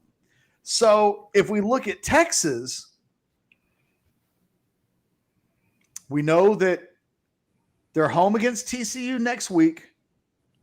Then they got Baylor and Iowa State. I mean, it's Baylor and Kansas, excuse me. Mm. But it feels like Texas should be in the Big 12 championship game. But it also feels like they could have 3 losses. And maybe Baylor ends up with 3 or 4, and maybe Kansas State ends up with 3. Mm-hmm. I think Kansas State's going to go 2-1, but I think they're going to lose next week in Waco. But the thing is, if they end up with 3 losses and Texas ends up with 3 losses, yeah, there you go. See you in Arlington. Correct. So Texas is really, really, in the past 2 weeks, they've gone from, they look like in a 4-team race, they were 4th. Mm-hmm. Now they're in a 4-team race, and it kind of looks like they're a strong number 2. Mm-hmm. So it goes back to those comments that Sark made in the press conference where they start talking about their goals are in front of them, and he wants his team to buy in for 30 days because they've got something to play for. The stakes are really high next week, and it looks like undoubtedly the stakes will be super high when Baylor comes to town at the end of the season. It just looks like to me they can afford a loss. They could lose next week to TCU, and if they win their last 2 games, I think they're in. Mm-hmm. They could beat TCU next week, and then I think at the end of the season, it'll be a game against Baylor, winner take all. Yeah. Yeah, I mean, there's definitely, because like you said, from a TCU schedule, they have Texas, and then like you said, Baylor, Iowa State. So and those are on the road. They'll too. Texas and Baylor are on the road. TCU, we've kind of joked about it on our Slack channel. It just seems to be once they get in the fourth quarter, they just they're like, all right, we're going to go ahead and just find a way to come back and finish this game. If you're Texas, you have to be leading by double digits 15 minutes into the game, or I think you lose. But I really think Texas might be up 21-0 by the time they go to the second quarter. And again, it could be Katie bar the door. You got to hold on for dear life in the fourth quarter. I just think the day after Thanksgiving,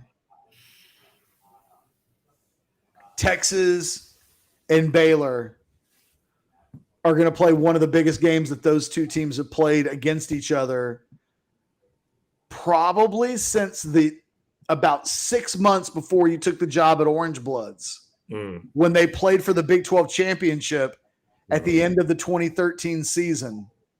And had Texas won, Mac keeps his job. If he loses, he gets replaced. It was like 6-3 at halftime. And then they let the game get away from them. Oh, wow. I think, and that's almost a decade. It'd be 9 years ago. I think that game's going to have, because if you're Baylor, here's the problem. So there's 3 teams with 2 losses, Kansas State, Texas, and Baylor. The problem that Kansas State has, they lost to both Texas and Baylor. Correct. So they've got to finish a game ahead of them. They got to run the table and then hope that Texas loses a game. And look, if Kansas State beats Baylor next week in Waco, then Kansas State's probably looking pretty good, because you'd need Texas to run the table. And, the math still probably says there's a loss somewhere in there, but it ain't that hard to envision Texas winning out. No, we get not hard to envision having a show on December 3rd at this moment. Not at all. That'd be lovely. It would be. I haven't done one of those in a while. I've only done one. Tom G, you get the last comment of the night. It's the last post of the night. We're going to wrap this bad boy up. He hit his super flex and took Quinn and the under, which the one I had to sweat the most, 20 bet, got me 200. Congratulations, Tom. We got Tom, and Tom's been into it. Eric has been into it as well. Now I got to check with him later and see if he hit as well. Presidente hit as well, but it's been good. He's got one more super chat for you, it looks like. Catch, have you seen the fans rush the field at DKR, maybe versus Houston in the 80s? They kind of almost rushed the field. So onward, let me set the scene for you. Houston had beaten Texas like 3-4 years in a row, where it was like 60-20, 58-19. Like, Houston was putting some Oklahoma level slapdowns on Texas. In 1990, 32 years ago, jeez, I was a freshman in high school. They beat the hell out of Houston. And the fans started to rush the field. And a dude got up on the goalposts. And the PA announcer said, "Get that idiot off the goalposts." They got the idiot off the goalposts. And because the dude on the PA, Wally Pryor, was so intense about getting the idiot off the goalposts, it kind of stopped the rushing of the field. So the question is, I want to ask you, because it has not been historically a thing. If Texas beats TCU next week, number 5 team in the country, is Texas going to rush? Because if they don't rush it against TCU, they ain't rushing it against Baylor. So if they beat TCU next weekend, do the Texas students, not the entire crowd, do the Texas students rush the field? No. Because the thing about the rushing the field thing, Catch, if you notice it's usually, the students are like in the middle section of the field usually. So they're spread over usually about like 4 sections or something like that, right? But the student section here is like a more of a kind of like condensed thing, like kind of cornerish or so. Well, no, I guess a little bit in the middle, but I don't see it being a thing. I don't because it's never been a thing, If you really. rush the field against TCU, it's one of the most embarrassing moments in school history. Like, if they did it against Bama, I would have probably been like, okay, that's pretty huge. Definitely not TCU, though. It's like that meme, I'll allow it. That one? Yeah. If it's Alabama, I'll allow it. Yes. Daryl K. Royal once called TCU a bunch of cockroaches. Oh, wow. As you're getting ready to leave the Big 12 to go to the SEC, you don't rush the field by beating one of the teams you're leaving behind. Correct. So, FYI, if you know some students, just plant that seed. Like, they need to know. Because I don't know that some 18, 19-year-old co-eds and young freshmen, they might be like, let's just go rush the field because that'll get us on Sports Center. You can't. You can't beat Texas and rush the field by beating TCU. And you can't beat Texas and rush the field by beating Baylor. Man, and they said the one thing I don't really think you want to do, I don't think you want to mess with APD. Those they seem to be on another level. I'm not trying to take it there, but those dudes seem to be on another level of policing that I don't really think you want to take it there with them. Hey, UTPD will be looking to arrest some folks too now. Oh, yeah. Let's first and foremost, everybody, first of all, poor Quinn's probably going to get another boot on his car. So half the team are going to have boots on their damn car. They're going to have beanbags hitting folks. Like, we don't need none of that shit, man. Let's let that shit go. I think that is a fantastic way to wrap up the show. Look, thanks to Adam Loewy for being a proud sponsor of the Orange. He's been with us almost, it feels like, since we started the post-game show. So, Adam, we love your constant support of what we do here on the Orangebloods channel. And, of course, the support on Orangebloods, the website. He's a sponsor of the Sunday Pulpit. And if somebody messes with you and hurts you and you suffer an injury, let Adam Loewy make you some cash. I know this. If I ever get rear-ended and I got my neck, you know who I'm calling, right, Anwar? You call him Adam. I'm calling Adam, and I'm going to retire when he's done. He does dog bites as well. We talked about that. We haven't read a script in a long time. Somebody messes with me, and I'm going to look to get a payday. I'm going to let Adam. Dude, it's not an accident that he's got 17,000 billboard ads. That dude's winning a lot of cases. All throughout the state, you can drive to Houston and see an Adam at billboard. I'm like, dude, why are you even out here? Where are you? He's taking over the world, man. Yeah, I think he's pulling back a little bit, but still. One of these days, Adam Loewy is going to pay for my retirement. I am looking forward to it. I'm going to have a neck brace on. I'm going to look like you ever seen that movie Pineapple Express? When Kenny Powers has a neck brace on, he's been shot, and he's on the cusp of death.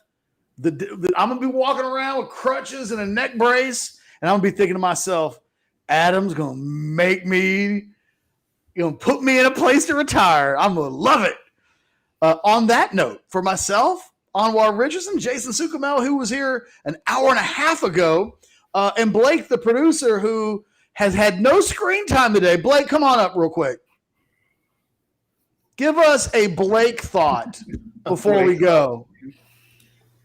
Oh, man. Well, the first thing I said to you was not today, Satan. That's what it felt like as far as they didn't blow the big lead this time. So, did you think with 2 minutes to go the game was going to overtime.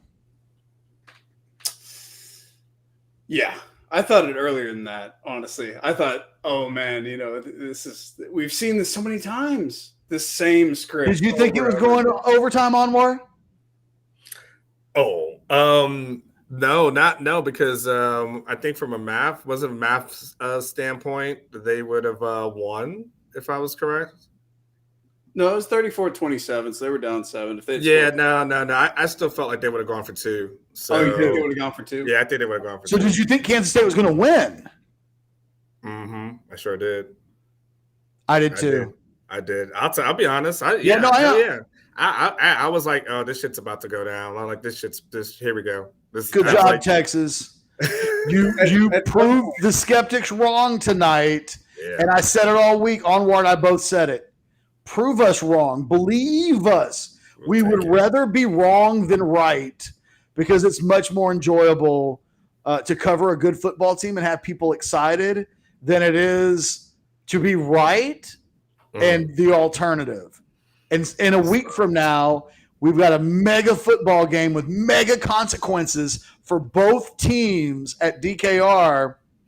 We'll see you next week. It should be a hell of a lot of fun.